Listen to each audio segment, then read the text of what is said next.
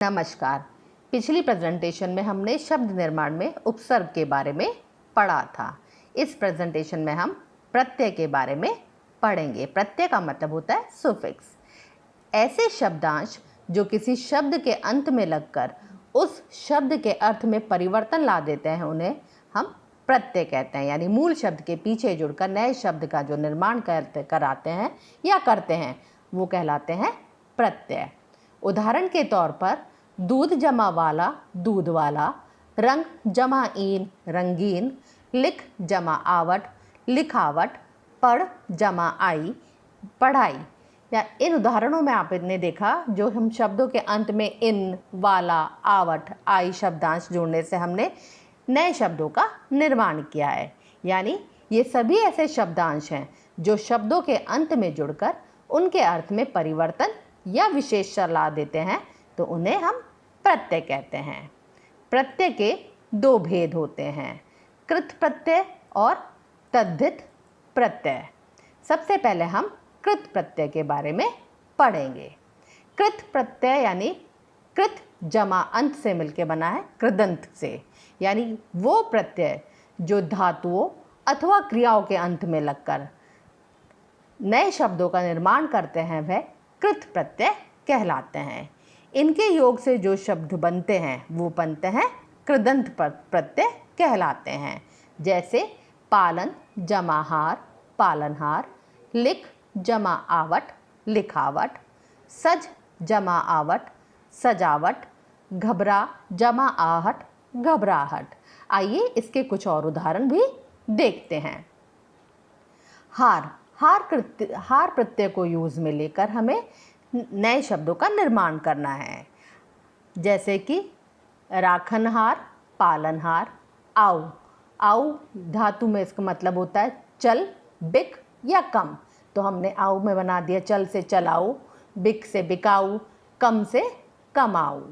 आई का धातु में अगर देखते हैं तो लिख, चढ़ और पढ़ ये धातु है या क्रिया है। तो लिख से बन जाएगा लिखाई, चढ़ से चढ़ाई क्योंकि ये क्रिया है, पढ़ से पढ़ाई ये भी क्रिया है।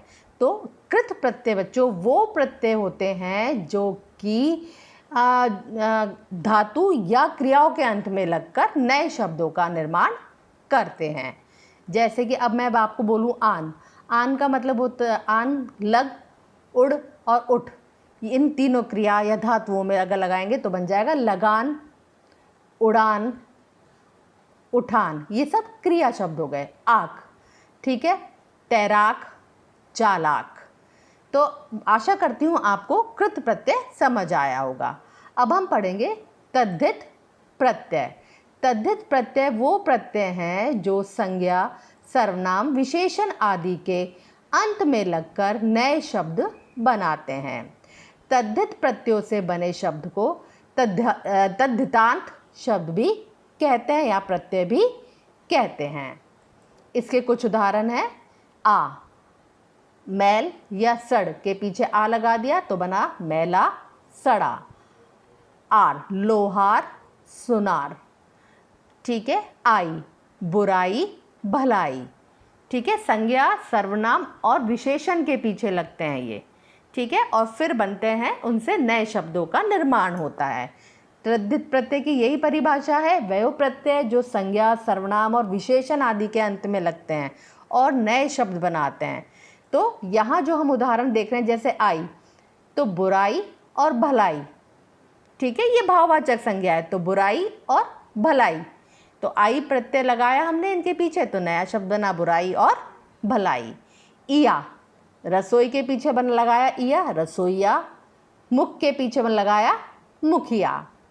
हारा प्रत्यय को लकड़ के पीछे लगाया तो लकड़हारा सर्वहारा। आना प्रत्यय को रोज के पीछे लगाया तो रोजाना और सालाना। आइए अब हम जो है कुछ और अन्य प्रत्ययों के बारे में पढ़ते हैं। कुछ प्रत्यय ऐसे भी होते हैं जो भाषाओं के अंत में भी लगते हैं, जैसे कि अरबी, फारसी या संस्कृत भाषा के अंत में भी लगते हैं। जैसे कि अभी हम संस्कृत शब्दों में प्रयुक्त प्रत्ययों के बारे में पढ़ें तो अक प्रत्यय को उपयोग में लेते हुए हमें नए शब्द का निर्माण करना है। तो बनेगा रक्षक, भक्षक, लेखक। अना वंदना, तुलना।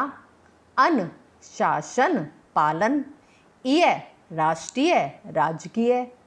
अरबी और फारसी शब्दों में भी प्रत्ययों का प्रयोग किया जाता है।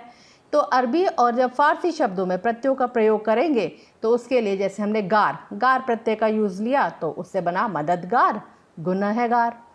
पोष, तख्तपोश, मेजपोश। दार प्रत्यय को यूज़ में लेकर नया शब्द बनाया मालदार, जानदार। इन प्रत्यय को उपयोग में लेकर बनाया शौकीन और नमकीन। कुछ प्रत्यय जो हैं हम उपसर्ग के साथ में भी ले लेते हैं, यानी कि उपसर्ग और प्रत्ययों का प्रयोग भी हम एक साथ कर सकते हैं। जैसे कि हमने एक शब्द लिया मान। मान में अगर हमने अभी उपसर्ग लगाया तो बन जाएगा नया शब्द अभिमान, और उसी के साथ हमने ई प्रत्यय लगाया तो बन जाएगा अभिमानी।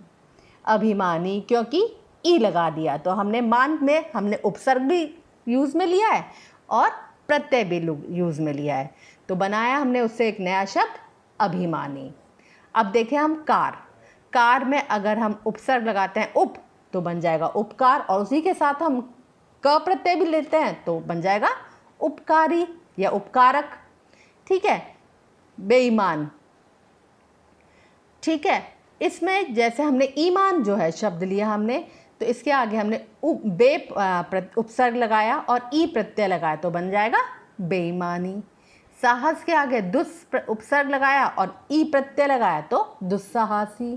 कई बार हम जो है दो प्रत्ययों को भी एक साथ प्रयोग में ले सकते हैं। जैसे कि हमारा मूल शब्द हुआ राष्ट्र, इसके पीछे हमने एक प्रत्यय लगाया इय और दूसरा प्रत्यय लगाया ता, तो नया शब्द बन गया राष्ट्रीयता।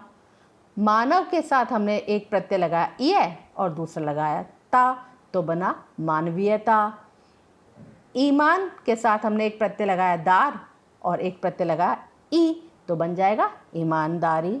आशा करती हूँ इस प्रेजेंटेशन के माध्यम से आपको प्रत्यय भी समझ आए होंगे।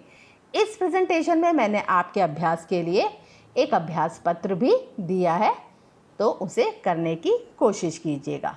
धन्यवाद।